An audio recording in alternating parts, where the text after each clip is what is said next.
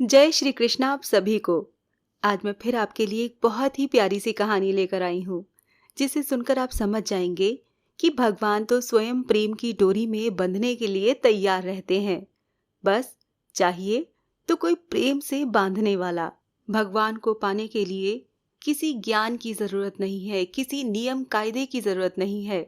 जरूरत है तो बस सच्चे प्रेम की। कहानी शुरू करने से पहले बस आपसे एक अनुरोध है कि आप इस कहानी को पूरा अवश्य सुनें और उसके बाद आपके मन में जो भी आए उसे कमेंट बॉक्स में लिखकर जाएं। एक समय श्री रंगनाथ मंदिर के महंत, जो कि प्रभु के बहुत प्रिय भक्त भी थे, अपने कुछ शिष्यों को साथ लेकर दक्षिण में तीर्थ दर्शन करते हुए एक नगर में पहुंचे। संध्या का समय था। मार्ग में बहुत ही रमणीय उपवन देखकर महंत जी का मन हुआ कि यहीं कुछ देर विश्राम करके भोजन प्रसाद बनाकर हरि नाम का कीर्तन किया जाए। संयोग से वो स्थान एक वैश्या का था। वैश्या वहीं पास के भवन में रहती थी। महंत जी और उनके शिष्यों को इस बात का पता नहीं था कि जिस जगह वो रुके हैं, विश्राम किया है, भोजन और प्रसादी बना रहे हैं, वो स्थान एक वैश्या का है। वैश्या भी दूर से अपने भवन से ही हरि भक्तों की क्रियाओं का आनंद ले रही थी।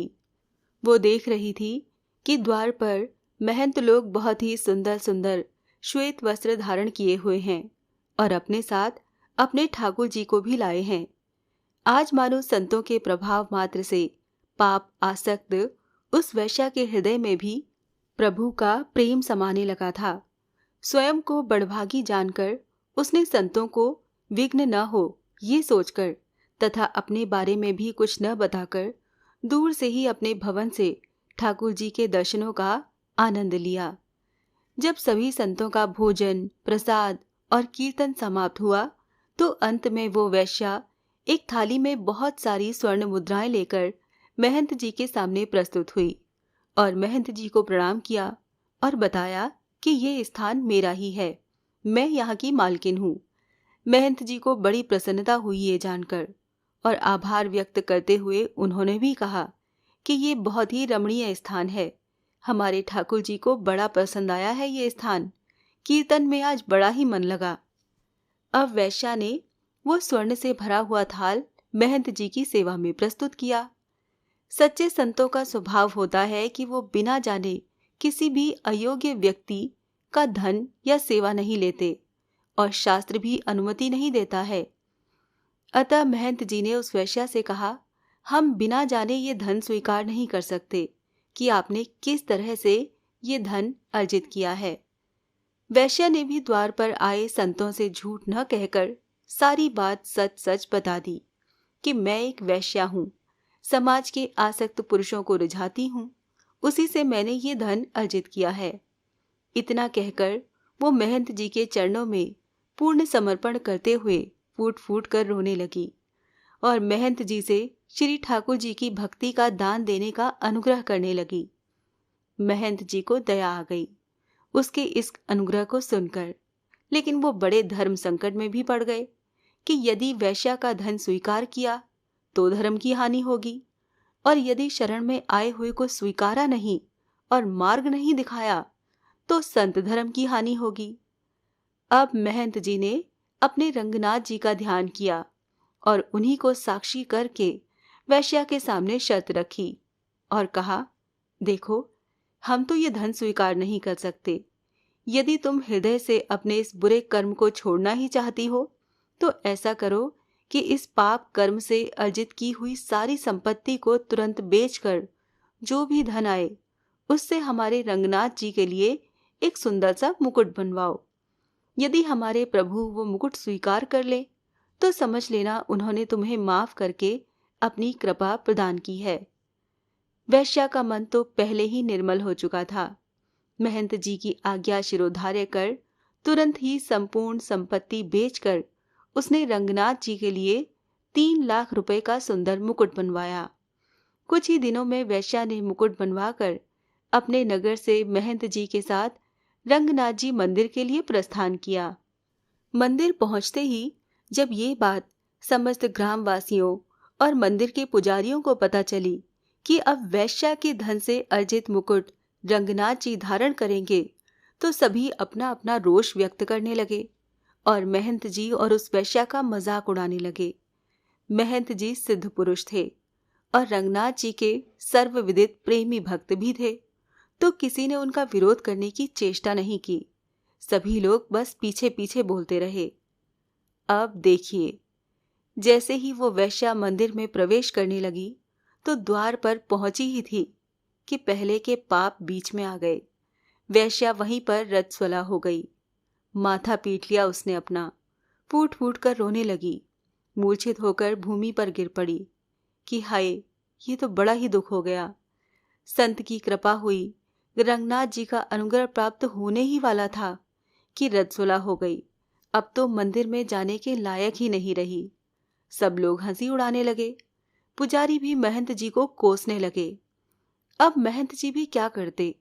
उन्होंने वैश्या के हाथ से मुकुट लेकर खुद ही रंगनाथ जी के गर्भगृह में प्रवेश कर श्री रंगनाथ जी को मुकुट पहनाने लगे।